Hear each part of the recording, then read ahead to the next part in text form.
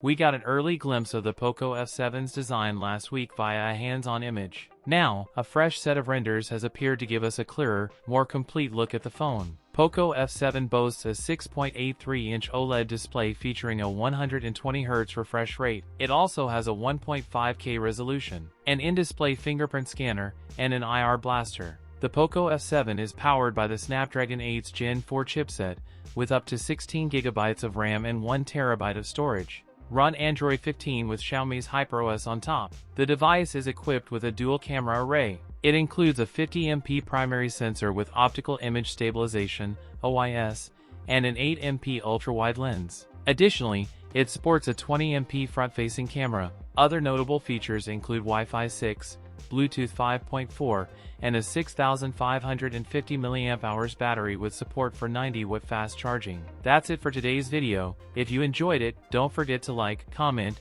and subscribe for more content. Thanks for watching, and I'll see you in the next one.